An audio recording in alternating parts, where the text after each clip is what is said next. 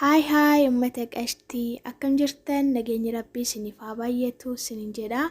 Anirree baay'ee nagaa fayyaa kooti isinirree bagaa nagaa fayyaa naaf taatanii marti keessanuyyuu isinin jedha. Hordoftoota YouTube chaanaalii kootii warri taatanii ani baay'ee nagaa fayyaa kooti isinin jedha. Hayyee kabajamtoota fi hordoftoota koo har'amooyyuu waan ajaa'iba isinii fidee dhufee jira, waan isiniif fayyadu isinii fidee dhufee jira. Video kana gadhumaatitti ilaalaa isinin jedha. Kan video kiyyaa har'amooyyuu jechuudha. Waa'ee maaliiti? Namni tokko miilaan guyyaatti yoo kiiloomeetirii tokko deemee faayidaa fayyaa isaatiif qabu maalii kan jedhu jechuudha. Kana nan isiniif fidee dhufe jechuudha. Innaa akkuma beektan miilaan deemuun gosoota ispoortii keessaa isa tokko. Ispoortiin kun ispoortii baay'ee gaariidha jechuudha. Miilaan deemuun namni kamiyyuu jechuudha. Namoonni ispoortiiwwan kaan irra hojjechuu hin dandeenye ispoortii kana duwwaa hojjetee fayyaa isaa eeggachuu danda'a jechuudha. Keessattuyyuu warroonni umuriidhaan jajjaboo taafaa miila yeroo deeman in agartu. Maaliif innis kan akkasitti miilaan deemaniif waa faayidaa qabuuf isinin jedha.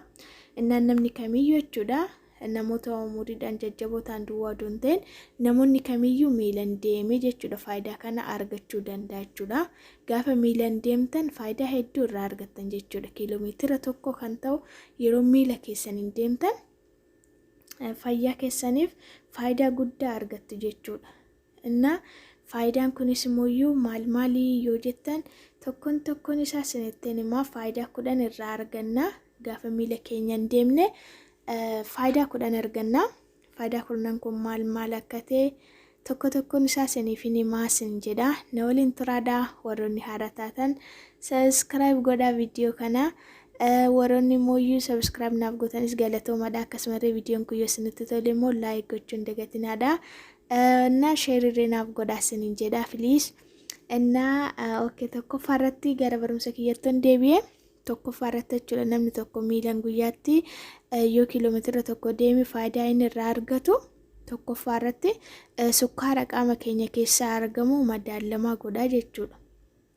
Warroonni dhibee sukkaaraa qabdan gaafa miilaan deemtan sukkaarri qaama keessan keessatti argamu madaalamaa ta'a. Akkasumallee dhibee sukkaaraa warroonni hin qabamin irra jechuudha. Akka dhibee sukkaaraatiin hin qabamneef isif fayyada jechuudha gaafa miilaan deemtan. Warroonni immoo dhibee sukkaaraa qabanirree warri qabamanii jiraatan irra jechuudha. Warroonni qabamanii jiraatan gaafa miilaan deeman dhibeen isaanii sun madaalamaa ta'a jechuudha. Qaama isaanii keessatti ittiin babaay'atu. Kanaaf miilaan deemuun faayidaa guddaa qaba. Lammaffaa irratti immoo kan irraa argannu gaafa miilaan deemne lammaffaa irratti dhiibbaa dhiigaa nurraa hir'isuudhaaf gahee olaanaa taphata. Dhiibbaan dhiigaa akka nu hin qabneef nu fayyada jechuudha. Okay, sadaffaa irratti immoo akka qaamni keenya anniisaan kuufamu fayyadamu godha. Qaamni keenya akka anniisaan kuufamu fayyadamu godha isinin jedha. Okay, afuraffaa irratti immoo kaansarii harmaa fi marrimummaa guddaa nurraa hir'isa. Akka kaansariidhaan hin qabamneef jechuudha. Akka kaansarii harmaatii fi marrimummaatiin hin qabamneef nu gargaara. Kanaaf miila yoo deemtan faayidaa kanarraa argattu isinin jedha. Akkasumallee afuraffaa irratti immoo kan irraa argannu afuraffaa irratti afuraffaa isinitti himee jira. Kaansarii harmaa fi marrimummaa guddaa nurraa hir'isuudha isinin jedhee jira. Shanaffaa irratti immoo kan argannu dhiibbaa ija keenya keessatti dabaluu gulukoosii nurraa hir'isuudhaaf. Dhiibbaa ija keenya keessa dabaluu gulukoos nurraa hir'isuudhaaf nu fayyada jechuudha shanaffaa irratti. Okay, ja'affaa irratti immoo istirookii yookiin dhukkuba faljii nurraa ittisuudhaaf nu gargaara jechuudha. Gaafa miilaan deemne istirookii yookiin dhukkuba faljii nurraa hir'isa. Torbaffaa irratti immoo dhukkuba onnee nurraa ittisa. Akka dhukkuba onneetiin hin qabamnerre nu gargaara jechuudha gaafa miilaan deemne. Okay, saddeettaffaa irratti immoo stress yookiin cinqamuu nurraa hir'isa. warroonni cinqii qabdan warroonni yaadduun isinitti baay'atee dhibbattan jechuudha. Gaafa miilan deemtan isinirraa hir'ata wanni kun isin dhiisa jechuudha, isinirraa badaa. Kanaaf miilan gaafa deemtan jechuudha. Saglaffaa irratti immoo hiraara yookiin rakkachuuf furmaata itti fufaa. Hiraara yookiin rakkachuuf furmaata itti fufaa. Warroonni rakkina keessa jirtanirree yaa rakkina sanirraa fachuudhaaf gaafa miilan deemtan hin dagattu jechuudha. Kurnaffaa irratti immoo gaafa yaadni isin duraa faca'ee kallattii isinii kenna. Gaafa yaadni isinitti baay'atee yaadni isin duraa faca'e jechuudha. Kallattii isiniif kenna, kallattii isinitti agarsiisaa isiniin jedha. Kanaaf miilan deemuu faayidaa kana hunda qabaa isiniin jedha. Namni kamiyyuu dhiira dubartii odoo hin jedhiin odoo miilan deemtanii faayidaa kana irraa argattu isiniin jedha. Kanaaf miilan deemuun baay'ee gaariidha isiniin jedha.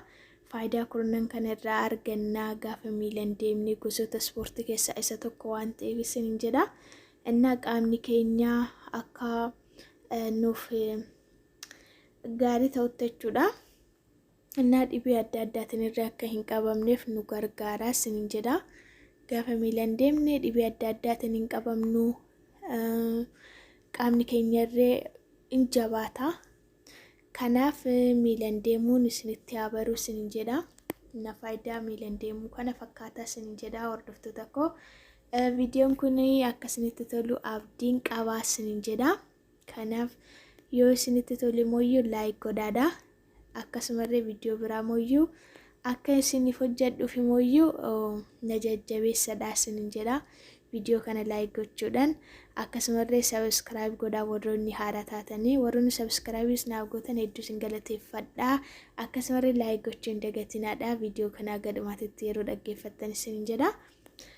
Hordoftoota fi kabajamtoota koo barumsi kiyyaadhaa isa kana fakkaataa waan waliin turtaniif hedduu isin galateeffadha. Barumsa biraatiin walitti deebina, viidiyoo biraatiin walitti deebina. Ammasitti nagaa fayyaa naaf turaadhaa isiniin jedha. Asumarratti naaf xumura. Garuu viidiyoo kana sabiskiraayib naaf godhaadhaa. Akkasumallee sheer naaf godhaadhaa. Filis naaf guddisaa isiniin jedha. Olaa jajjabeessinuu ol malee maal qabnaa isiniin jedha ijoollee Oromoo. Sabiskiraayib godhaadhaa ittiin kaffaltanii, laayik godhaadhaa ittiin kaffaltan waan ta'eef laayik gootan rakkina qaba dhugaa waaqayyoon eenyumaafiyyuu viidiyoo namaa yeroo ilaalu laayik godhu malee hin dhiisu isiniin jedha. Kanaaf laayik godhaadhaa isiniin jedha. Waan waliin turtaniif galatoomaadhaa. Baay baay isiniin jedha. Okay.